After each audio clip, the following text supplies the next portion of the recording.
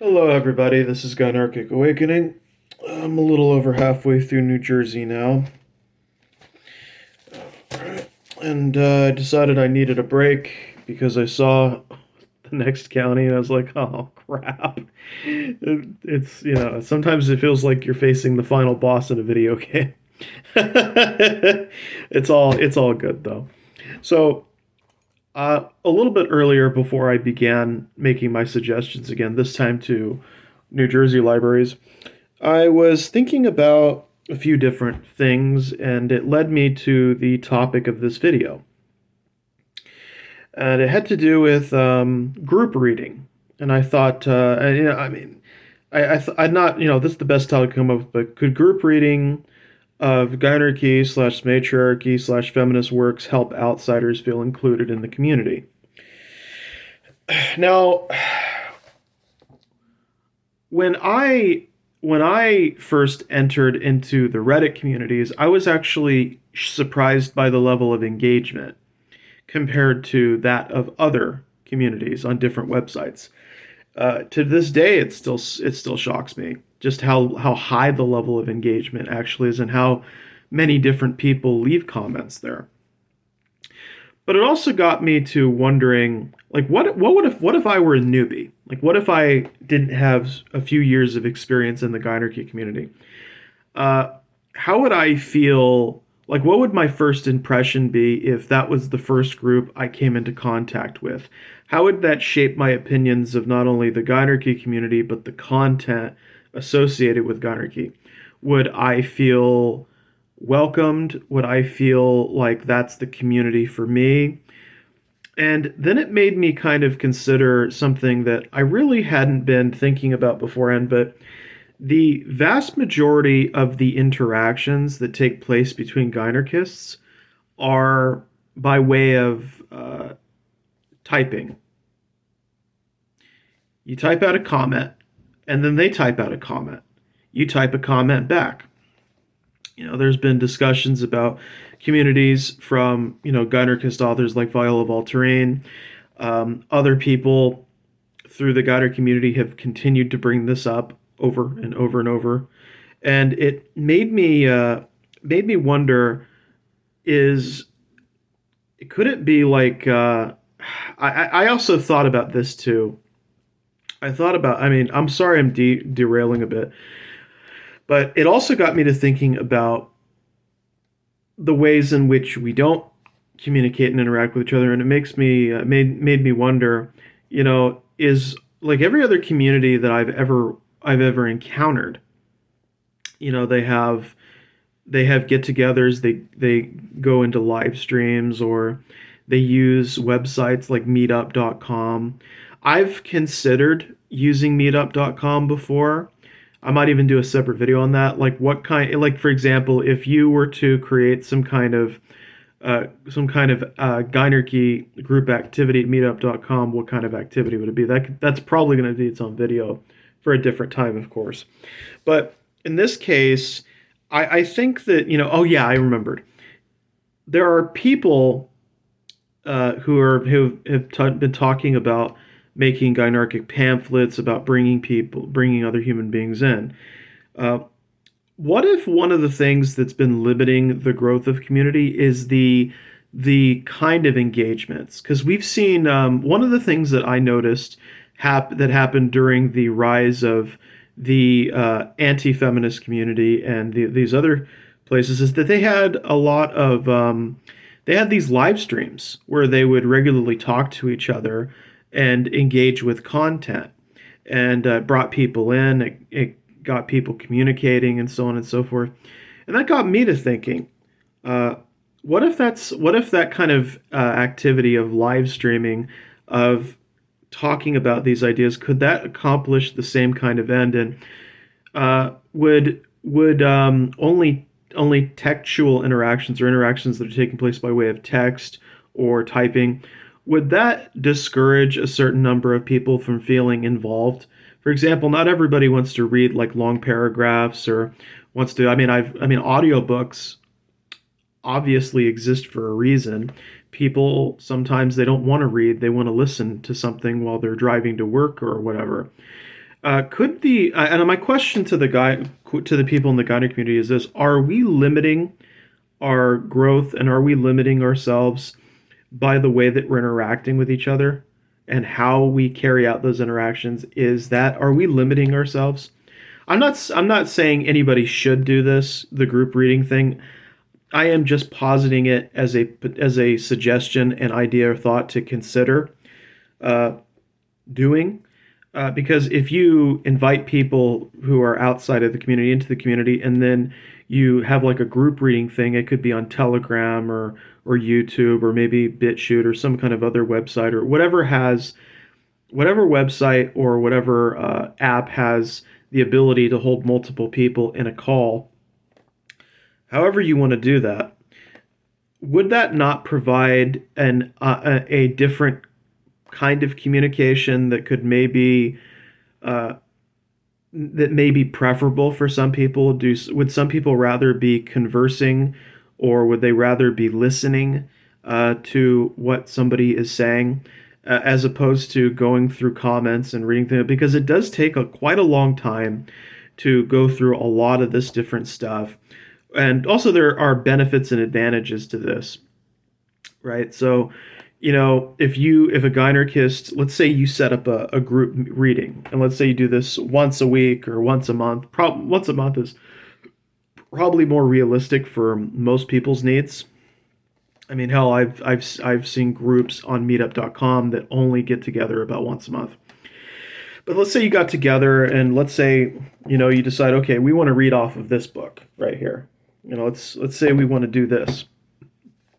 Let's say we start reading it out, and then when we're done with the first chapter, we have a discussion. So you could read a chapter, and then you could have a discussion about what the contents are, and then you could, after you're done discussing things with the group, the person who is new to the community, who is just learning about everyone for the first time, could ask some questions about the content. And I don't know if I don't know how, like, and I wanted to ask this too, but they're going to, how would you feel, especially if you're someone who's experienced, you've been in this community for a long time, how would you feel being a person who would answer questions to newbies, to people who are being introduced into the community? Is that a responsibility that you would be comfortable accepting, or is that something that you would be willing to do? I understand that there would have to be a vetting process beforehand. I don't want my community members to suffer abuse, and I empathize 100%. I also sympathize with people and empathize with those who do not want to do meetup.com. I've had individuals before I even met the Reddit group, I've had individuals like George saying, just, call it women's empowerment. Don't put a bullseye on your back. Don't make a Gynarchy group for meetup.com. And I know, at least in California, that one doesn't exist yet. And so to this day, I haven't actually done it, but part of it has been a financial issue, but it's also a personal issue. I'm fine making suggestions and brainstorming ideas for people to consider. I'm not okay with leading a group, because there's a level where I will not cross, and that's the one I want. I would prefer it if a woman led some kind of Gynarchy group for Meetup.com and determined the kind of activities that would take place either in person or by way of some kind of online communication. Um, Now, why I think group reading is particularly powerful is it involves two different types of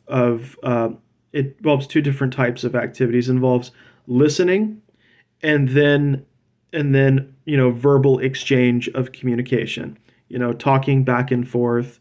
Sometimes people are going to piggyback off of the other ideas. Sometimes they're gonna and be inspired by what somebody is saying, or that's going to make them think of something. And I kind of feel like one of the things that many gynarchists, in my personal opinion, are missing out on is the benefits of verbal communication by way of some kind of source, whether it's a book, a medium, something on television that they've seen.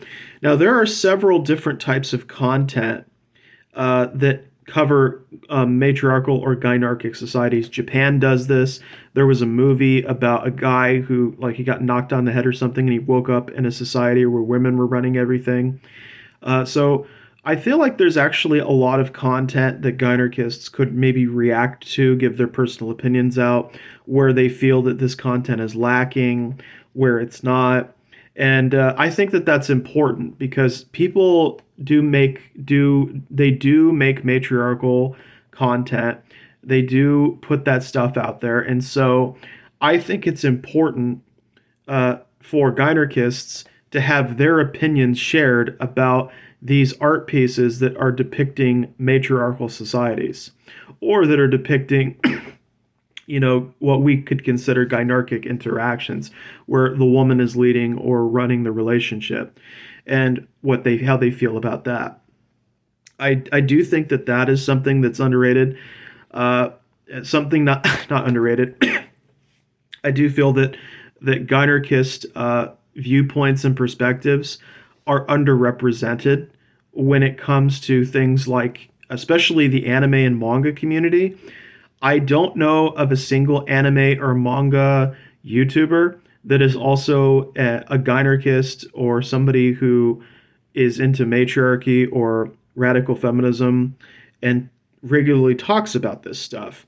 And I do feel that those voices, when you don't have those types of people coming on in, uh, what do you have? You have the individuals who are getting into this stuff, who know nothing about the content, who are just being exposed to the first time, and so their ideas about what it's like.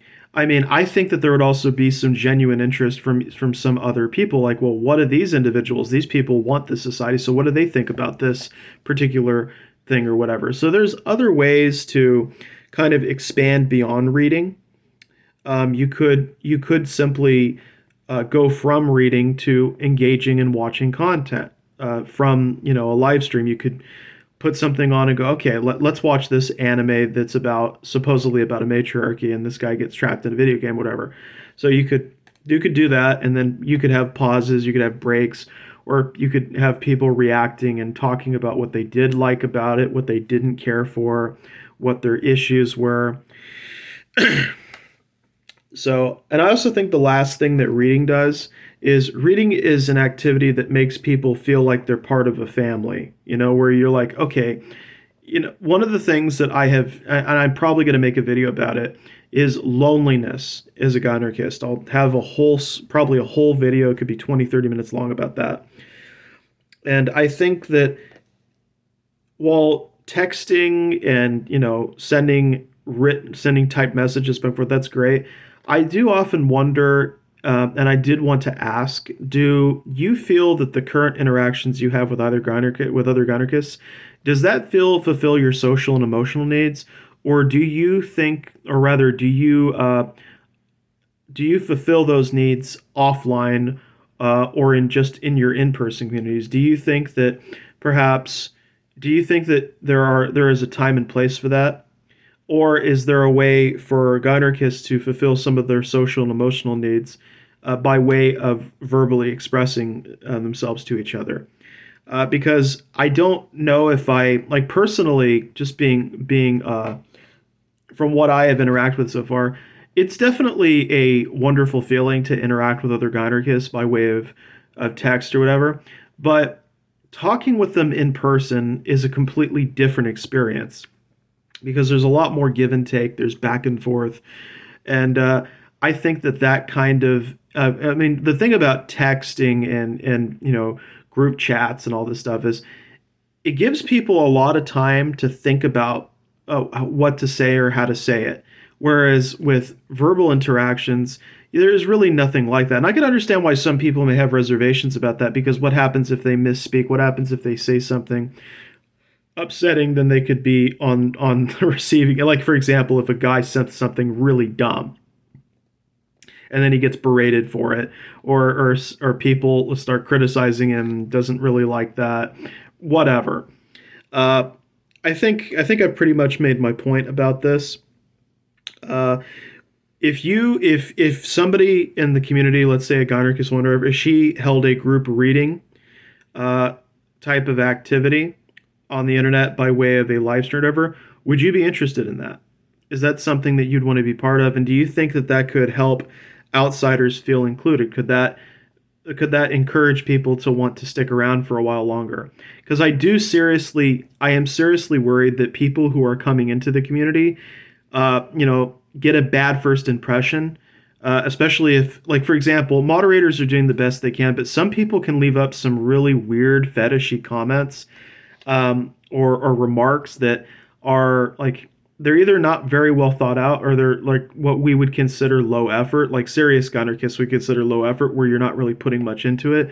And I am concerned about those types of comments, because if you are a newcomer and your first impression is seeing somebody making a post that's like 2, 3 sentences long, and it sounds, sexual in nature or fetishy, or it's something else, something that seems a little short-sighted, or there's just not much thought put into it. I do feel like if I was the newcomer in that situation, I do feel like that would shape my perceptions greatly. All I'm saying that maybe when it comes to pamphlets and things, if we're going to invite people into our communities, maybe it might be advantageous to have more than one first impression that you can make on somebody. Maybe that would help. I don't know. I'm just trying to do the best I can here. So, uh, what does everybody else think? I got to get back to doing my work, and watching a little show, little karate show while I think it's an anime. I got to watch that because it's hard to work without doing something. I have to listen to music or whatever. It makes it easier. So I wish everyone a good day. Well wishes. I don't know if I'm going to make a video on New Year's Eve or whatever, but if I don't, Happy New Year. Please take care, everyone, and well wishes to a great end of year and to an excellent new year.